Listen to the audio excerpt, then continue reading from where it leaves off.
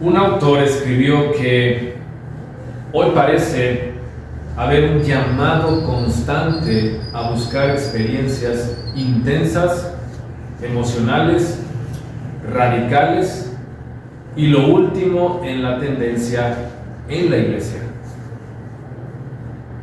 Y no está equivocado. Realmente esto es una realidad. La cultura actual, allá afuera, vive obsesionada con aquello que es extremo, ¿verdad? O atractivo, irrelevante. Irrelevante, no irrelevante. Lo que es relevante. Y lamentablemente, la iglesia ha adoptado esta lógica también. Traer aquello que es relevante de afuera hacia adentro, como si esto hiciera que nuestra fe fuera más verdadera o más efectiva. Y muchos creyentes creen que tener una experiencia genuina con Dios tiene que ver con aquello que impacta nuestra vista o que impacta nuestras emociones, ¿verdad? Algo que es casi, bueno, de hecho es montado, es casi como una obra de teatro, ¿no? Como si la sencillez no fuera suficiente, como si la simplicidad no fuera suficiente. Ahora, para ser más entretenida o trascendente a la iglesia, se han adoptado muchos modelos que están fuera de la Biblia y que muchas veces también se contraponen a ella. Y aunque algunos de esos modelos funcionan porque vemos que iglesias crecen, ¿verdad?, demasiado y que están preocupadas o más bien ocupadas solo en atraer gente, difícilmente están logrando el objetivo que verdaderamente tiene la iglesia, que es hacer discípulos. Pero en contraste, en este pasaje que leímos en Hechos capítulo 2, se nos presenta una iglesia que es muy distinta. No es una iglesia espectacular, no es una iglesia, ¿verdad?, extravagante, sino es una iglesia fiel. No es una iglesia ruidosa y, mira, yo no tengo nada en contra de la alabanza y a veces podemos subir el volumen, ¿verdad? Pero a veces pensamos que al hacer eso es que el Espíritu está en medio de. Pero la realidad es que a veces el Espíritu no está en iglesias como esta. No es una iglesia que aplica estrategias modernas, sino una que tiene una devoción simple, sencilla, pero a la vez poderosa. Y nos damos cuenta en el pasaje que sí había señales, ¿verdad?, y maravillas, lo dice el versículo 43, pero eso no estaba ligado al ministerio de los apóstoles mismos. Algo que ya no esperamos que hoy suceda de esa misma manera. Lo que realmente es notable aquí es que más allá de los milagros que ellos hacían, esta iglesia era una iglesia común, simple, pero viva, llena de ese poder del Espíritu Santo. Te voy a compartir un poco acerca del contexto de este capítulo. Jesús ya había ascendido, ¿verdad? El Espíritu había descendido y Pedro predicó el Evangelio y dice el pasaje que 3,000 personas creyeron y fueron bautizados. Así fue que nació la iglesia, de una forma sencilla, centrada en Cristo, pero llena del Espíritu. Ahora, ¿qué marcas vemos en este pasaje que tenía esa comunidad común que la hacían verdaderamente extraordinaria? Vamos a mirar el texto y dejar que el Señor nos recuerde ese poder de una iglesia común. Y la primera marca que vemos de esa iglesia es que tenía un compromiso firme. Eso es lo primero que resalta, ¿verdad?, en el texto. esta primera iglesia tenía un compromiso firme. El versículo 42 dice: y se dedicaban continuamente a las enseñanzas de los apóstoles, a la comunión, al partimiento del pan y a la oración. Ahora, si tú te das cuenta, lo que dice el texto es que aquí no había nada de entretenimiento como el que ahora se ofrece muchas veces, ¿verdad? Es solo entretenimiento, ¿no? Tampoco notamos algo acerca de un tipo de avivamiento, porque ya lo estaban teniendo. El Espíritu estaba ahí.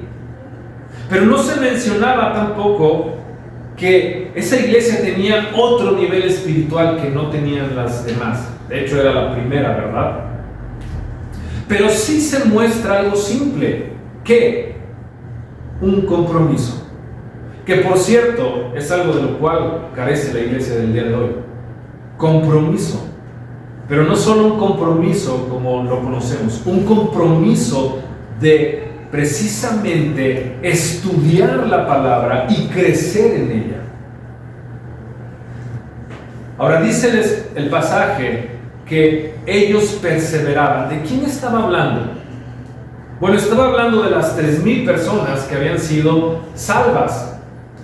Entonces, lo primero que notamos es que esa iglesia común, simple, era salva y se constituía de creyentes verdaderos. La Escritura dice que todos los profesantes eran poseedores de la salvación, y eran unas 3,000 personas, ¿verdad?, que fueron salvas al final de ese sermón de Pedro. Pero esta fue la obra poderosa de Dios para congregar a su iglesia.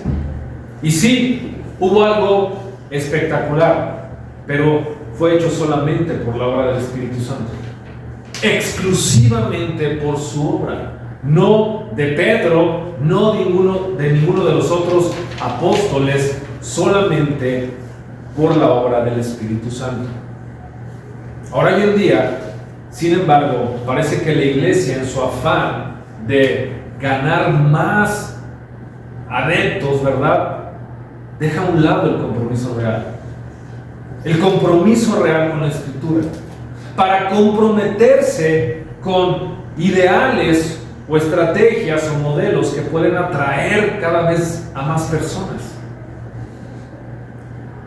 Pero al final ni siquiera llegan a saber quiénes verdaderamente han sido salvos. Hoy parece que más importa la forma que el fondo. Y tiene mayor relevancia la manera en que se ve. Pero parte de nuestra misión como iglesia es llegar a ser una iglesia simple, común, por definición bíblica. Esto quiere decir que somos un cuerpo de personas que estamos en Cristo. Miren, en el libro de Apocalipsis, Jesucristo habla acerca de cómo no ser una iglesia. Y hay unos versículos que dirige a una iglesia que estaba en Pérgamo. Apocalipsis capítulo 2, versículos 14 al 16. Está también ahí en su hoja. Y Jesucristo les dice esto: tengo unas pocas cosas contra ti, porque tienes ahí a los que mantienen la doctrina de Balaam, que enseñaba a Balac a poner tropiezo ante los israelitas, a comer cosas sacrificadas a los ídolos y a cometer actos de inmoralidad. Así tú también tienes algunos que de la misma manera mantienen la doctrina de los nicolaitas. Por tanto, arrepiéntete, si no vendré pronto a ti y pelearé contra ellos con la espada de mi boca. Interesante lo que Jesucristo le dijo a esta iglesia en Pérgamo, ¿no? Y parece que esa a la que se refiere precisamente Jesucristo era una iglesia que se dejaba llevar por aquello que les gustaba, ¿verdad? Y que los mantenía cómodos, aunque no fueran salvos.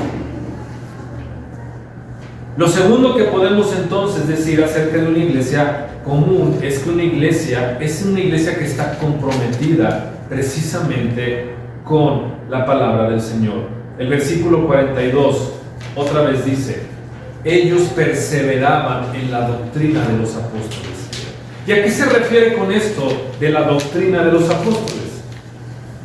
Se refiere al hecho de que los apóstoles eran portadores de la revelación divina, que de hecho, ¿sabes?, fue de alguna manera certificada por los milagros que ellos hacían, lo cual los legitimaba como los voceros de Dios en ese tiempo.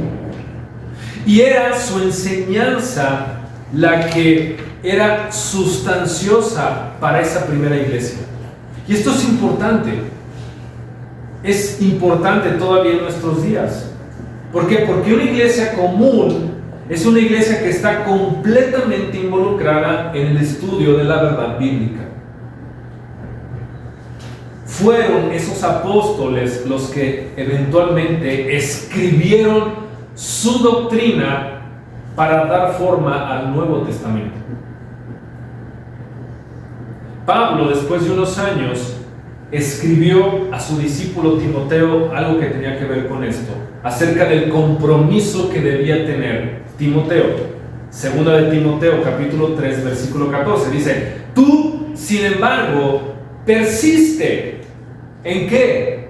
En las cosas que has aprendido y de las cuales te convenciste, sabiendo de quiénes las has aprendido. Es decir, él estaba hablando acerca de la doctrina. Y la doctrina es importante.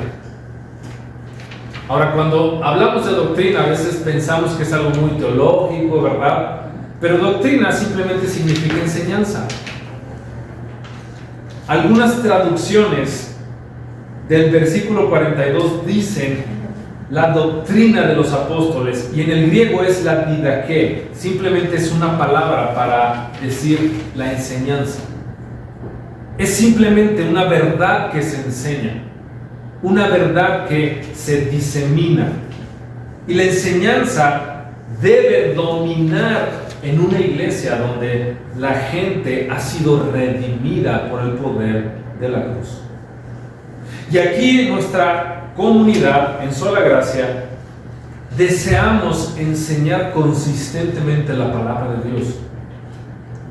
Queremos impulsar nuestro crecimiento en la palabra. Queremos tener un compromiso con la palabra. Así que una iglesia común, simple, debe de estar totalmente comprometida a renovar su entendimiento y su mente mediante la Escritura, mediante la palabra de Dios. Recuerda la gran comisión. ¿Recuerdas Mateo 28? ¿Qué dice? Vayan y hagan discípulos de todas las naciones. ¿Qué? Enseñándoles. Otra vez, tiene que ver con esto, la enseñanza. Enseñándoles que guarden todas las cosas que les he mandado. Así que la enseñanza es el corazón de la vida de la iglesia. La Biblia entera es la fuente de esa verdad y es la fuente de esa enseñanza. No las doctrinas, ¿verdad?, que vienen de otros lugares.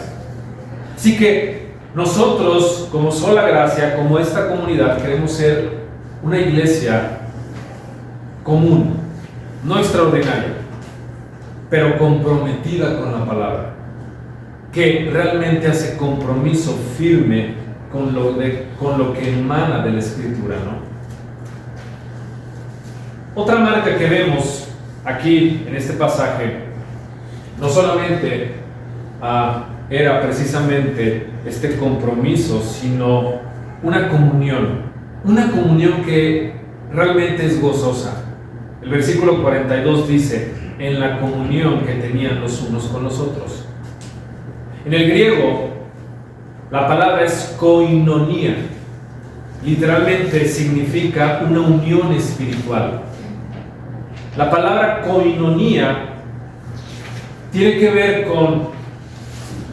con el término que se usaba para definir a un compañero de equipo, alguien que estaba asociado con. Y dice el autor entonces que ellos estaban juntos. Estaban juntos, no simplemente asistían, ¿verdad? Sino que vivían su vida en comunidad con koinonía. Aunque suene un poco redundante, ¿no? Pero esta iglesia realmente celebraba la comunión que tenían juntos. No era un simple acontecimiento del domingo, un acontecimiento donde iba gente, ¿verdad?, que a veces desconocían. Y está bien que haya gente que nos visite, pero que puede integrarse a esa comunidad, ¿no? Precisamente esta primera iglesia lo que hacía era desarrollar este concepto de vivir juntos. No solo ese concepto que hoy se tiene de, otra vez, ¿verdad?, asistir para consumir. No, ellos vivían la vida juntos. Y esa iglesia común realmente procuraba la comunión de los unos con los otros. El autor de la carta a los Hebreos escribe, Hebreos capítulo 10, versículo 25. Ustedes seguramente han escuchado, ¿verdad?, sobre este versículo. Pero fíjense lo que dice: no dejando de congregarnos como algunos tienen por costumbre, sino exhortándonos unos a otros, y mucho más al ver que el día se acerca. ¿Por qué el escritor habrá dicho eso, verdad? Se habrá referido a aquellos que de repente, ¿verdad?, no asisten, ¿verdad?, el domingo. No, tiene que ver más bien otra vez con la comunión que había. A veces tenemos realmente pues cosas que debemos hacer, pero cuando no asistimos nos perdemos precisamente de esa comunión. Y aquí lo que el autor está diciendo es que hay otros que están dentro de la comunidad que pueden seguir alentando a otros, exhortándonos, ¿verdad? Y eso es parte de vivir en comunidad. En una comunidad es donde usamos nuestros dones espirituales para edificarnos los unos a los otros. Es donde de alguna manera nos abrazamos los unos a los otros, donde nos amamos los unos a los otros, donde nos incluimos los unos a los otros, donde oramos los unos por los otros y donde también nos exhortamos los unos a los otros.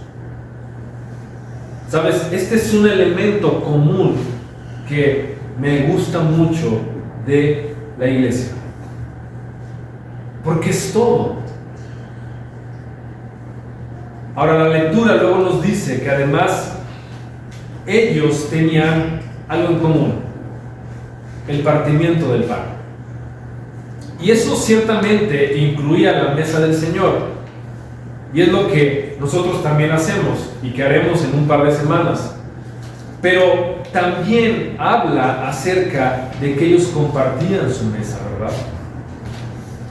Generalmente en esa primera iglesia, cuando iban a tomar la cena del Señor, había un tiempo donde ellos tenían una comida que titulaban la fiesta del amor, ¿verdad?, o de la comunión, y que el apóstol Pablo, y también ya lo estudiamos, decía que era una comida que culminaba en un recordatorio de la cruz. Y bueno, hoy podremos también disfrutar de este tiempo, ¿no? Un dato importante que afirma este versículo es que la mesa del Señor es fundamentalmente para la vida de la iglesia. Como tú sabes, el bautismo y la cena del Señor son las únicas enseñanzas que han sido instituidas por nuestro Señor Jesucristo y que nosotros queremos seguir, ¿verdad?, compartiendo en la iglesia. Así que esa primera iglesia había establecido ese tono, ¿verdad?, de lo que era la comunión, llamando a la mesa del Señor, llamando a congregarse, a tomar el pan juntos, a tomar la copa juntos y a recordar la obra redentora de su Señor. Nosotros queremos ser una iglesia que se enfoque en la cruz, en resaltar los beneficios de aquel que nos compró con su sangre preciosa. Una iglesia que mantenga vivo ese símbolo. Aspiramos a ser una iglesia como esa, común, pero que cumple con algo tan ordinario como esto. Una tercera marca que vemos es que ellos tenían una vida de intercesión y oración. Versículo 42 dice: después de que compartieran el pan, también compartían las oraciones. Y esto es importante, ¿sabes? Debería ser algo común aquí entre nosotros. Y en otras ocasiones he dicho, queremos desarrollar ese hábito. Si tú no estás conforme con tu vida de oración, yo te entiendo, porque tampoco yo lo estoy. Porque cuanto más oramos, ¿verdad?, más queremos seguirlo haciendo. Pero cuando no lo hacemos, pues queremos precisamente hacerlo.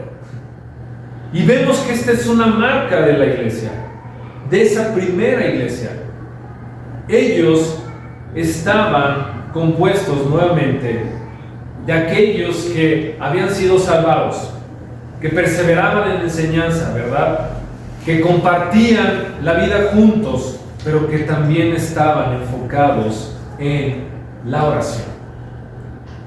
Tenían promesas de su Señor que recordaban y las llevaban en ese tiempo, y ellos sabían que todo lo que pidieran en su nombre, pues el Señor lo haría, para que el Padre fuera glorificado en el Hijo.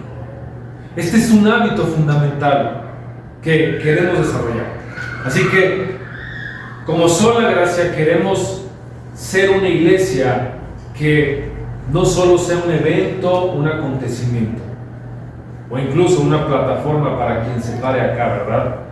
Yo lo hago regularmente, pero no seré el único que compartiré, sino que realmente pueda ser un espacio donde nosotros tengamos esta comunión, pero que también nos sostengamos en la oración.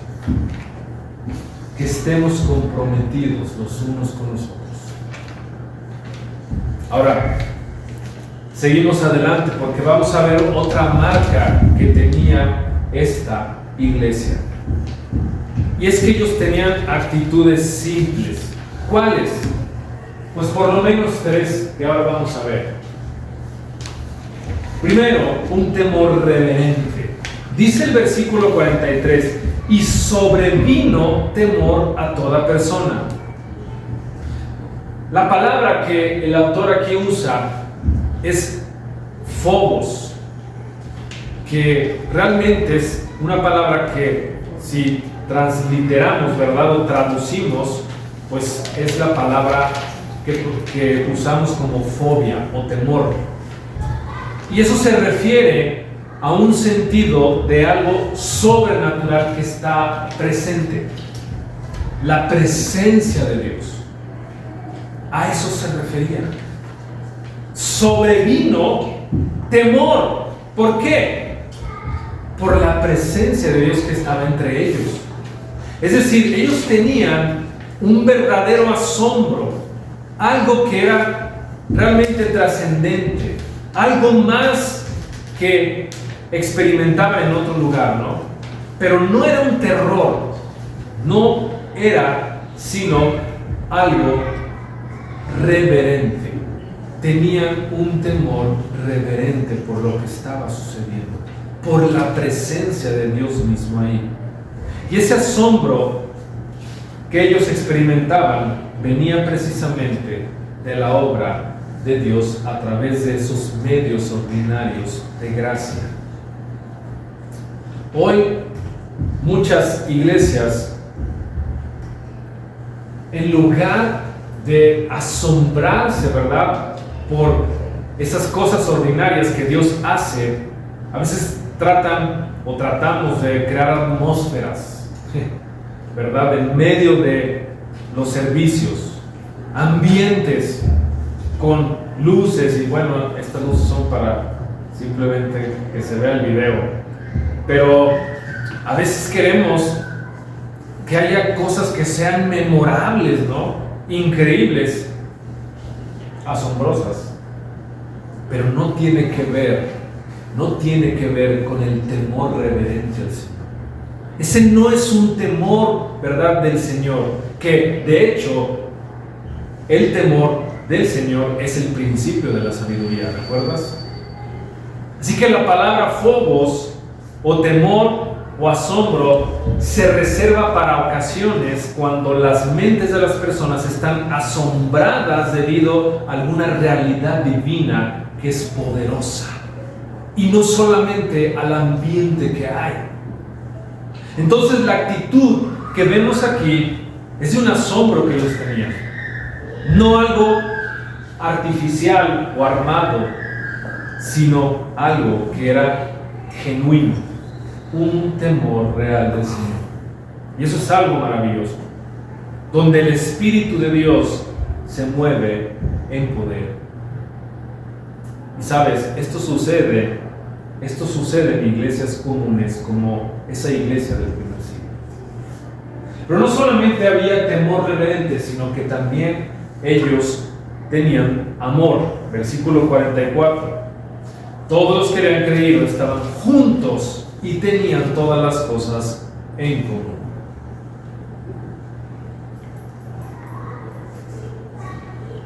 Ahora, ya hablé sobre este versículo anteriormente, ¿verdad? Pero el énfasis aquí es que ellos otra vez estaban juntos. No que si vendían sus cosas y las repartían, simplemente significaba que ellos estaban dispuestos a darse a sí mismos a otros, a dar de sí mismos a otros.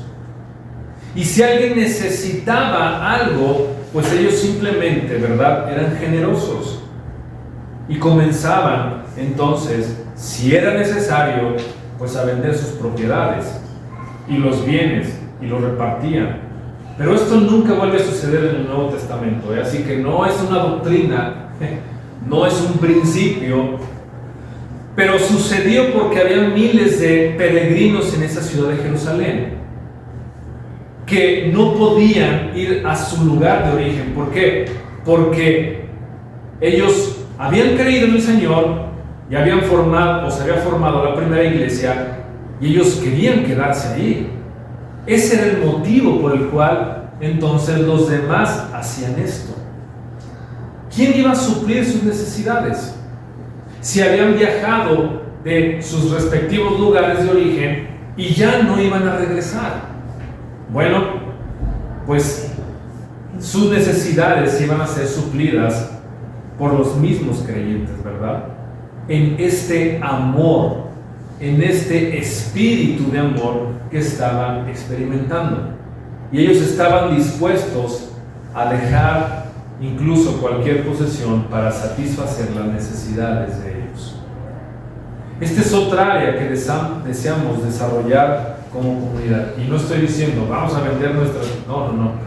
Estoy hablando de la generosidad que debemos tener los unos a los otros. No solamente estoy hablando de los recursos materiales, A veces somos generosos con el tiempo que damos a otros, en escucharles, en acompañarles, también en ministrarles. Eso es ser generoso. Y queremos ser una comunidad que sea generosa con los demás.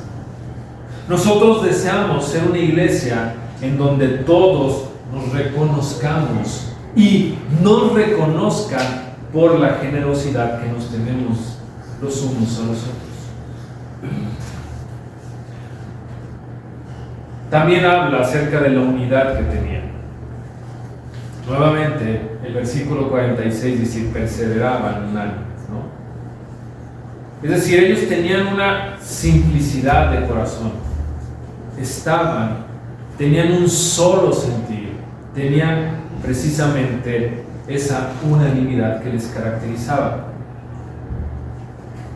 Y ellos estaban siempre, dice, comiendo juntos con alegría. Y esta es otra actitud que queremos desarrollar en la iglesia. Ese gozo, esa alegría, esa unidad, ¿verdad?, de corazón, cuidando el uno del otro. Y por último, la última marca que vemos en este pasaje es que ellos tenían una adoración genuina. Versículo 47, esta es una nota al final, ¿verdad? Ellos dicen, alabando al Señor, ¿no? El Señor añadía cada día a la iglesia los que habían de ser salvos, ¿no? Y ellos alababan al Señor por eso. Así que una iglesia que es común, pues es una iglesia que adora. Esperamos la adoración, ¿verdad? Y elevamos nuestra adoración al Señor. Tú y yo tenemos un propósito singular, no solo en este lugar, no solo en este tiempo, sino todo el tiempo. Y esa es la gloria de Dios. Cuando estamos reunidos aquí, hablamos de las maravillas de nuestro Dios, lo cual es adoración. Pero también cantamos acerca de los atributos de nuestro Dios, lo cual es adoración. Y le alabamos juntos y agradecemos, ¿verdad?, por todas estas cosas, lo cual también es adoración. Así que deseamos ser una iglesia que sea una iglesia que adore, pero que sea algo común en nosotros, ¿verdad? No algo forzado, no algo que es armado, sino algo que simplemente se da. Una iglesia donde percibamos esa obra extraordinaria de nuestro Dios. Una donde, a pesar de que no hay nada espectacular, ¿verdad?, más que una guitarra, y damos gracias por la vida de Ian, pero no hay nada radical en eso, ¿verdad? De hecho, hay gente que ha venido y ya en lo personal me dice, es que no hay nada extraordinario en su iglesia. No lo vas a encontrar. No hay nada extremo, ¿verdad? Nada exagerado, sino solo aquello que busca glorificar a Dios. Y podemos llegar a pensar en algún momento que lo que hacemos a veces es lo que agrada a Dios, que hacemos las cosas correctas y podemos llegar a creer que seguir cierto sistema litúrgico incluso es lo que verdaderamente agrada a Dios, pero aún así tener nuestro corazón equivocado al hacerlo, y eso no es correcto. Mira, esta primera iglesia era una iglesia común que adoraba al Señor por quien era, pero lo hacía con un corazón correcto. Y vemos que el resultado no solo era una adoración completa, sino que ellos, al hacer esto, obtenían el favor con todo el pueblo. Porque la gente notaba que eran genuinos, la autenticidad. Vayamos. Nosotros debemos anhelar ser como esa iglesia. Me gustaría que fuéramos como esa iglesia. Una iglesia común y simple, que trata de adorar al Señor verdadero de la manera correcta y que pretende seguir un patrón que es consistente con la Escritura. Y siendo así, ¿verdad?, no solo ganaremos el favor con todo el pueblo, sino seremos usados por el propio Señor. Él nos va a usar. Así que debemos dejar que, así como estas luces ahora me están dando, ¿verdad?, no provienen de mí, sino solamente son un reflejo del poder que ellas están dando a través de esos pequeños focos. Nosotros debemos reflejar la luz de Cristo y dejar, ¿verdad?, que otros puedan ver esa luz brillar. Mira, al final, esa iglesia común experimentaba una bendición que era extraordinaria. El Señor añadía cada día a aquellos que habían de ser salvos. Me gustaría que fuéramos sensibles a este mensaje. ¿Y cuál es este mensaje? Que el Señor edifica su iglesia. Que por más esfuerzos que nosotros hagamos, ¿verdad? No es nuestra obra, es de Él. Él edifica su iglesia y Él añade. Él no pide que seamos radicales o extremos o exagerados, que transformemos, que seamos increíbles. Nos pide que sigamos usando los medios ordinarios de su gracia, su fidelidad a su palabra, y que seamos guiados por el Espíritu Santo. Y Él se va a encargar de la parte extraordinaria. Nuestra visión es llegar a ser cristianos comunes, tan comunes como los de aquel tiempo, que no persigamos cosas fuera de lo común, de lo normal, ¿verdad?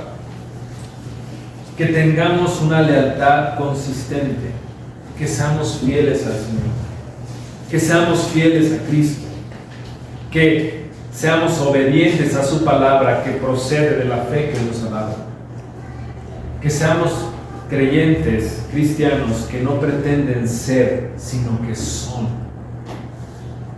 que no buscamos colocar cosas artificiales o vistosas e increíbles, pero carentes de la esencia de la verdadera fe. Nuestro anhelo entonces es convertirnos en esa iglesia común. Y si hay gente que nos visita y dice, no hay nada extraordinario en esa iglesia, qué bueno, porque somos una iglesia común, sencilla, simple, como esa del primer siglo, cuyo crecimiento espiritual, ¿verdad?, es constante. Quizás el crecimiento numérico es lento, pero sobre todo será firme. ¿Por qué? Porque nosotros no somos los que edificamos, sino es el Señor. Así que entendemos que ese crecimiento se dará si el Señor lo permite. ¿Por qué? Porque esta es su obra, esta es su iglesia y este es su cuerpo. Y Él añadirá a aquellos que Él simplemente desea.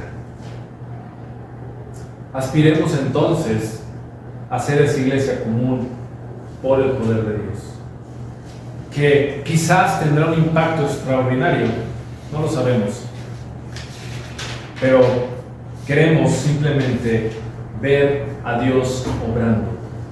¿Por qué no somos esa iglesia? Para la honra y gloria de Dios. No una iglesia extraordinaria, sino una simple y común iglesia que sigue los preceptos